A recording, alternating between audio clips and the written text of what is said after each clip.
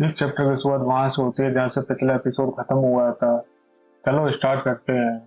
स्वागत है आपका दोस्तों मेरे चैनल सुपर लेवल मानवा में। जैसे ही वो लेडी सावन अंदर आती है और वो देखती है कि जियोन उन कीड़ों से घिर चुका है और उसने अपने हाथों से डिमोनिक मॉन्क को दबा रखा है और बेड पे कोई लेटा हुआ है, और वो सोचती है कि मुझे नहीं लगता था कि मैं इतनी जल्दी इस पे इतना काबू कर लूंगी।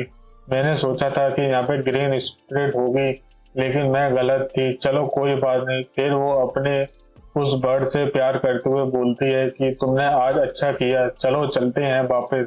अब तो ये मरेगा और ये मेरे सारे कीड़े इसको जिंदा खा जाएंगे।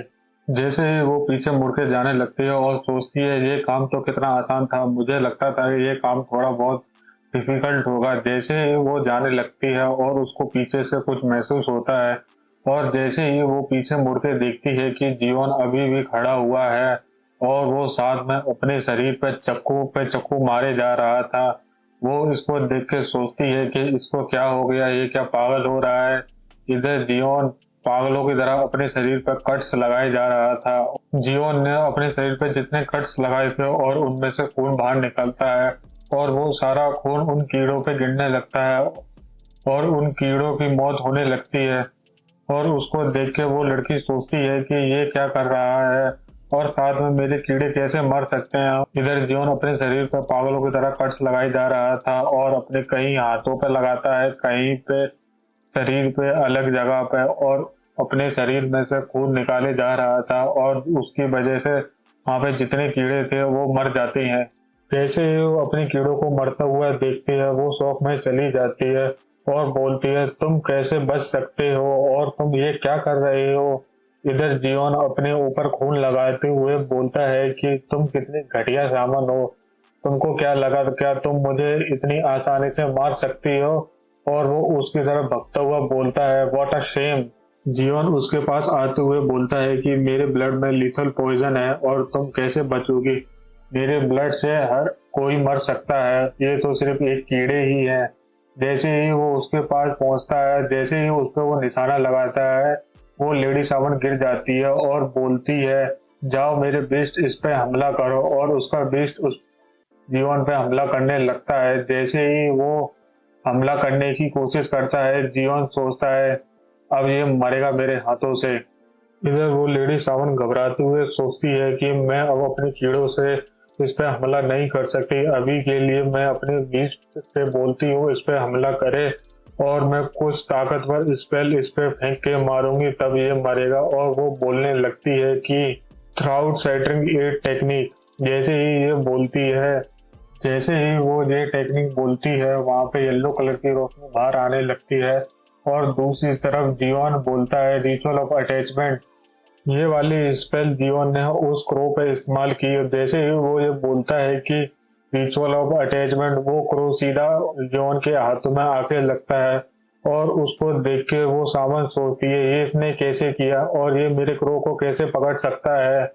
और नीचे उसके पैरों में ढेर सारे कीड़े पड़े हुए थे, और जियोन सोचता है फाइनली अब ये खत्म हुआ।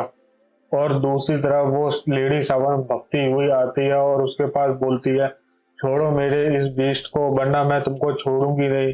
और दूसरी तरफ जियोन ने उस बर्ड की गर्दन पकड़ के मोड़ने लगता है। उसकी वजह से लेडी सावन को भी तकलीफ होने लगती है और बोलती है तुम इसको छोड़ दो, तुमको पता है ना कि बीस्ट को जो हमला लगेगा वो डायरेक्ट जाके फैमिलियर पे भी लगेगा।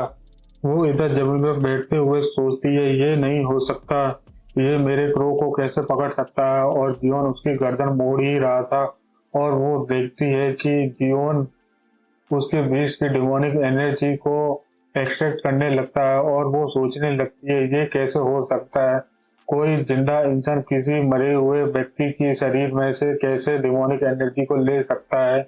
इसके शरीर के अंदर तो यिन और डेथ क्यूआई दोनों है, ये कैसे हो सकता है। और वो सोचती है कि ये तो अनएक्सपेक्टेड था।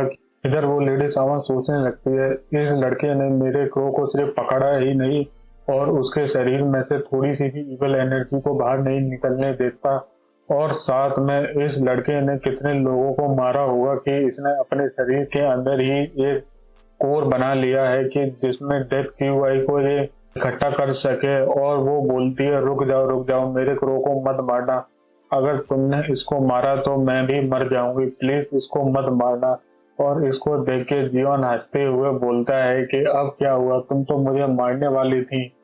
फिर सीन चेंज होता है ब्लेसिंग फ्लावर हॉल में। वहां पे एक गार्ड बोलती है मैडम अभी बाहर ठंड है, अंदर चलो। और वो लेडी सियोक बोलती है कि मैं अंदर जाने का वेट नहीं कर सकती, मैं देखना चाहती हूँ वो कैसे मरे, मैं थोड़ी देर बाहर इंतजार कर सकती हूँ और मैं देखूंगी कि कोई गलती ना हो, वो सावन उसको मार के ही वापस आए, वरना मैं उसको मार दूंगी।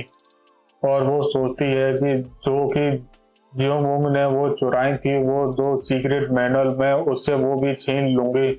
और वो साथ में ये भी सोचती है कि अगर वो सीक्रेट मैनुअल और किसी के हाथ में लग गई तो मेरे लिए मुसीबत आ सकती है, अगर वो मेरे हाथ नहीं लगी तो मैं उसको किसी के हाथ नहीं लगने दूंगी। और फिर लेडी सीओ की एक सर्वेंट बोलती है मैडम उधर देखिए, वो लेडी सावन आने लगती है, और उसको देख के लेडी सीओ बोलती है किधर।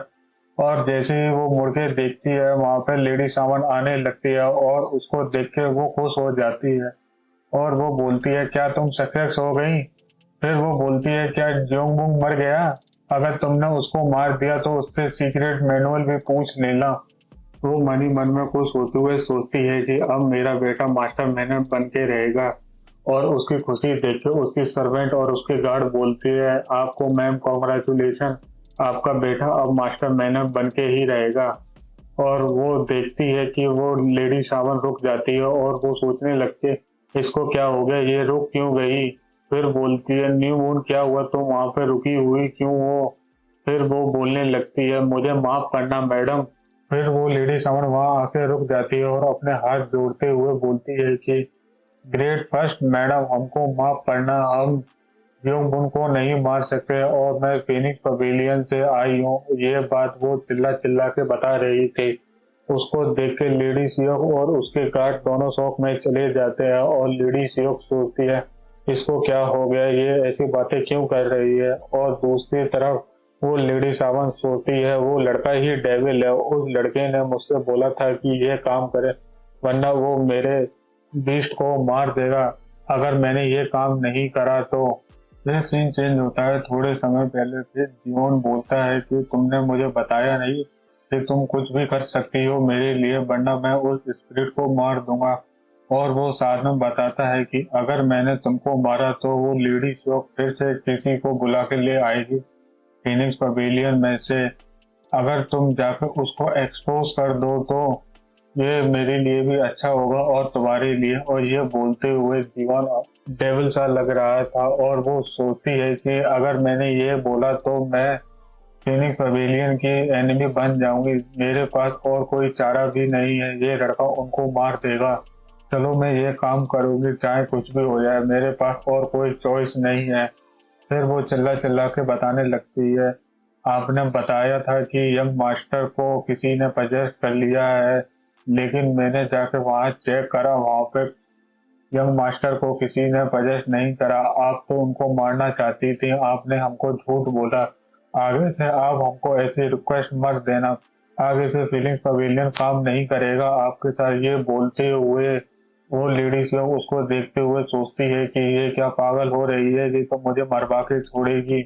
फिर ये बात सुन के वहां पे लोग आने लगते हैं और बोलते हैं क्या लेडीज लोग थर्ड सन को मरवाना चाहती हैं।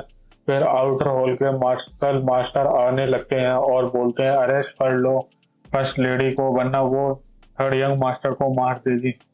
और ये सब देख के उसके गार्ड बोलती मैडम आउटर हॉल के मास्टर आ रहे हैं, आपको यहाँ से जाना पड़ेगा। और उसका मुंह देखो जैसे क्या हो गया, और वो पागल सी हुए जा रही थी और बोलती है मम जीवन मैं तुम्हें छोड़ूंगी नहीं, तुमने मेरे साथ ऐसा क्यों करा। अगर वीडियो अच्छी लगे तो लाइक करो, कमेंट करो और सब्सक्राइब भी करो। धन्यवाद।